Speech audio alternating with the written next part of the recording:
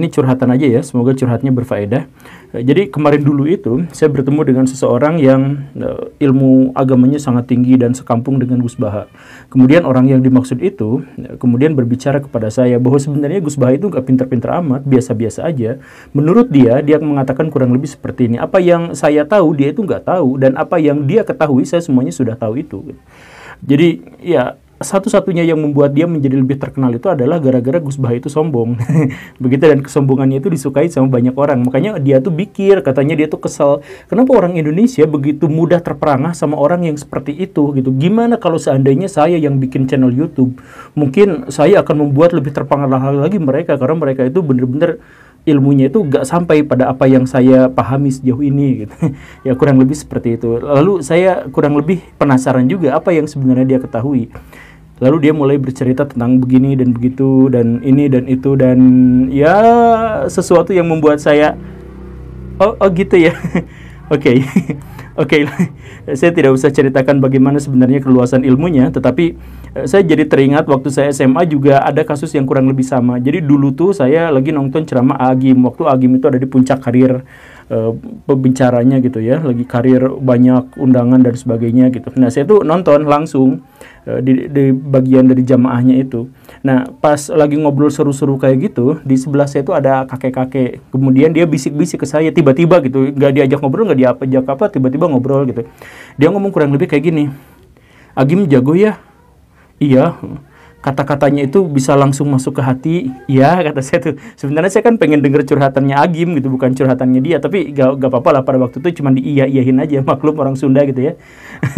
Iya gitu. Terus gak ada angin, gak ada hujan, dia tiba-tiba juga berkata bahwa ya, sebenarnya yang membuat Agim kata-katanya itu bisa langsung meresap kepada orang lain itu adalah karena ilmu laduninya. Ilmu laduninya itu udah dalam. Tapi ilmu laduninya Agim itu baru level 1. Sedangkan saya itu levelnya udah level 4. Oh, ilmu laduni itu ada, dan ada level-levelnya gitu ya. Udah berasa main game gitu, ada level 1, level 2. Tapi saya bisa mengingat cerita yang waktu saya SMA itu, ketika saya bertemu dengan orang yang tadi itu, yang menceritakan tentang Gus Baha yang sebenarnya tidak pinter-pinter amat dan sebagainya. Di satu sisi pandangan itu seharusnya menjadi referensi saya karena dia orang sekampung dengan Gus Baha, bahkan satu pesantren mungkin, saya juga nggak tahu gitu ya, sehingga mungkin saja kata-katanya itu bisa menjadi pengimbang gitu. Tapi setelah saya ngobrol lebih panjang terkait dengan ilmunya, ya saya jadi meringis saja. Tetapi kalau Baraya sadari dari dua kisah itu, sebenarnya Baraya akan menemukan fenomena yang mirip dan terjadi di mana-mana.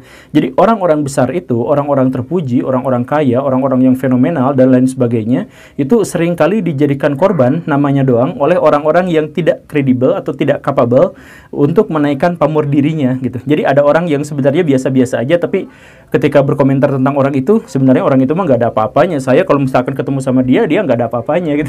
Kan banyak yang seperti itu. Jadi kenapa bisa seperti itu? Ini sebenarnya bukan menceritakan tentang realitas. Ini sebenarnya menceritakan tentang kondisi psikologisnya yang sebenarnya tertekan, terancam, atau bahkan mungkin terbuli oleh lingkungan sekitarnya yang tidak mengakui kepintaran dia atau tidak mengakui kehebatan dia.